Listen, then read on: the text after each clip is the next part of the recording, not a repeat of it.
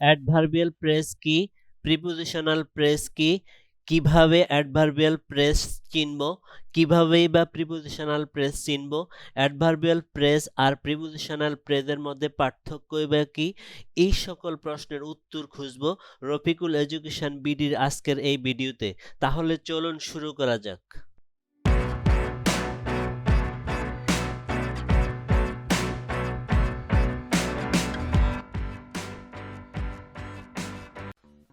আজকে আমরা শিখব অ্যাডভার্বিয়াল ফ্রেজ আর প্রিপোজিশনাল ফ্রেজ। প্রিয় শিক্ষার্থীরা, তো প্রথমে আমি অ্যাডভার্বিয়াল ফ্রেজ নিয়ে আলোচনা করব।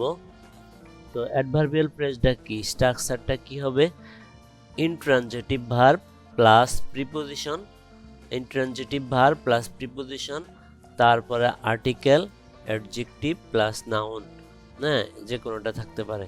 তাহলে আমরা যদি একটা সেন্টেন্সের দিকে একটু তাকাই, যেমন হি রানস সে দৌড়ায়, অ্যাট আ গ্রেট স্পিড সে একটা মানে অনেক গতি নিয়ে সে দৌড়ায়। তাহলে এখানে আমরা রানটা কি দেখলাম, রানটা হলো ইনট্রানজিটিভ ভার্ব, কারণ এই রানের কোনো অবজেক্ট নাই।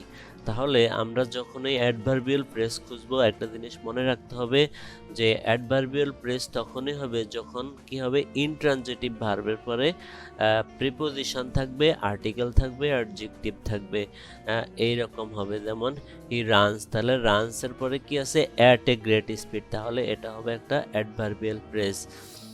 স্ট্রাকচার 2, সময় নির্দেশক ফ্রেজ যখন প্রিপোজিশন প্লাস সময় নির্দেশক নাউন হয়। সময় নির্দেশক ফ্রেজ যখন প্রিপোজিশন প্লাস সময় নির্দেশক নাউন থাকে তখন এটা হবে কি, এটাও হবে অ্যাডভার্বিয়াল ফ্রেজ। যেমন অ্যাট প্রেজেন্ট বর্তমানে, বর্তমানে আই এম বিজি। তাহলে এই যে অ্যাট প্রেজেন্ট দ্বারা কিছু সময় নির্দেশক বুঝাইছে, সময়কে বুঝাইছে। তাহলে এখানে আমাদের যেটা বলা ছিল কি, প্রিপোজিশন প্লাস সময় নির্দেশক একটা নাউন, তাহলে অ্যাট প্রেজেন্ট এটা হলো সময় অ্যাট হলো প্রিপোজিশন আর হলো প্রেজেন্ট হলো বর্তমান সময় বোঝানো হয়েছে, এই জন্য অ্যাট প্রেজেন্ট হলো একটা preposition adverbial phrase. I am busy. Structure 3তে যদি আমরা যাই তাহলে আমরা কি দেখতে পাবো, প্রিপোজিশন প্লাস আর্টিকেল, আর্টিকেল থাকতেও পারে না থাকতে পারে, তারপরে অ্যাডজেক্টিভ যদি থাকে, তারপরে স্থান নির্দেশক বা সময় বাচক শব্দ। যেমন আই ওয়েন্ট দেয়ার, এখানে একটা খেয়াল রাখতে হবে যে ওয়েন্টটা হলো কি, ইনট্রানজিটিভ ভার্ব, ইনট্রানজিটিভ অ্যাডভার্বিয়াল ফ্রেজের জন্য এই ইনট্রানজিটিভ ভার্ব কিন্তু বাধ্যতামূলক। তাহলে আই ওয়েন্ট দেয়ার আমি সেখানে গিয়েছিলাম ইন টাইম ঠিক সময়ে, তাহলে এখানে ইন টাইমটা হবে অ্যাডভার্বিয়াল ফ্রেজ। তারপরে আছে আই স্লিপও একটা ইনট্রানজিটিভ ভার্ব, তাহলে আই স্লিপ আমি ঘুমাই, অন দ্য ফ্লোর মেজের উপরে, তাহলে স্লিপ, তাহলে এখানে কি হলো, অন হলো প্রিপোজিশন আর ফ্লোর হলো নাউন, আর স্লিপ হলো ইনট্রানজিটিভ ভার্ব। তাহলে এখানে আমরা অন দ্য ফ্লোর হলো অ্যাডভার্বিয়াল ফ্রেজ, তাহলে এখানে অন দ্য ফ্লোর হলো অ্যাডভার্বিয়াল ফ্রেজ। এবার আমরা চলে যাব স্ট্রাকচার 4-এ। স্ট্রাকচার 4-এ এভরি প্লাস যত ধরনের সময় আছে এই সবগুলো হবে অ্যাডভার্বিয়াল ফ্রেজ। এভরি যুক্ত যত ধরনের সময় পাওয়া যাবে, যেমন every month, every day, every week, every year, every morning, every night, এই সবগুলো হলো অ্যাডভার্বিয়াল ফ্রেজ। তো প্রিয় শিক্ষার্থীরা, আশা করি তোমরা অ্যাডভার্বিয়াল ফ্রেজটা বুঝতে পেরেছো। এবার আমরা চলে যাব প্রিপোজিশনাল ফ্রেজে। তো প্রিপোজিশনাল ফ্রেজ কোনটা, preposition plus noun, preposition plus noun phrase, এটা হবে প্রিপোজিশনাল ফ্রেজ। প্রিপোজিশনাল ফ্রেজে আবার কি হবে, ট্রানজিটিভ ভার্ব থাকবে, তখন আবার ইনট্রানজিটিভ ভার্বের বিষয়টা আসবে না। যেমন I found my lost pen, আমি আমার হারানো কলমটা খুঁজে পেলাম, ইন দ্য প্লেগ্রাউন্ড খেলার মাঠে আমি আমার হারানো কলমটা খুঁজে পেলাম। তাহলে এই ইন হলো প্রিপোজিশন আর দ্য প্লেগ্রাউন্ড হলো নাউন, তাহলে এই ইন দ্য এর খেয়াল রাখতে হবে এই ফাউন্ড কিন্তু হলো ট্রানজিটিভ ভার্ব, আর এটা অ্যাডভার্বিয়াল ফ্রেজ হয়তো কিভাবে, যেমন যদি তুই হি রানস সে দৌড়ায় ইন দ্য প্লেগ্রাউন্ড, রান হলো একটা ইনট্রানজিটিভ ভার্ব আর ফাউন্ড হলো ট্রানজিটিভ ভার্ব, যেহেতু এটা ট্রানজিটিভ ভার্ব সেহেতু এটা হবে প্রিপোজিশনাল ফ্রেজ। আর রান হলো ইনট্রানজিটিভ ভার্ব, তাহলে ইন দ্য প্লেগ্রাউন্ড হলো অ্যাডভার্বিয়াল ফ্রেজ। আশা করি সবাই বুঝতে পেরেছো।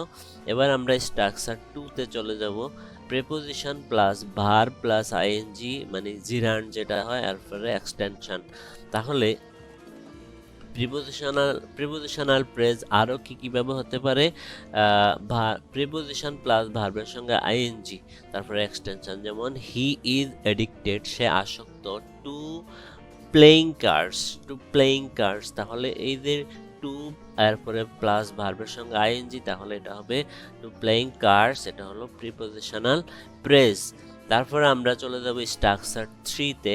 Preposition plus WS word plus extension, যেমন ফ্রম হোয়ার যেখান থেকে, I started my first mission যেখান থেকে আমি আমার প্রথম যাত্রা শুরু করি, ঢাকা ফ্রম হোয়ার, তাহলে এখানে ফ্রম হলো প্রিপোজিশন আর হোয়ার হলো ডব্লিউএস ওয়ার্ড, তাহলে এখানে এটা হলো প্রিপোজিশনাল ফ্রেজ। ফ্রম হোয়ার যেখান থেকে, I started my first mission যেখান থেকে আমি আমার প্রথম মিশনটা শুরু করলাম।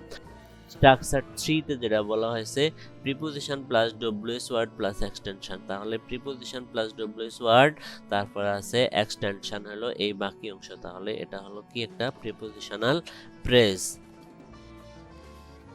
তো প্রিয় শিক্ষার্থীরা, তোমাদের প্রতি আমার ছোট্ট একটা প্রশ্ন রইল, যেটা তোমরা আমাকে অবশ্যই কমেন্টস করে জানাবে।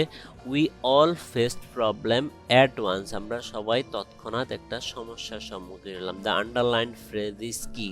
এটা কি নাউন ফ্রেজ নাকি অ্যাডভার্বিয়াল ফ্রেজ নাকি অ্যাডজেক্টিভ ফ্রেজ নাকি প্রিপোজিশনাল ফ্রেজ? আমাকে অবশ্যই তোমরা কমেন্টস করে জানাবে।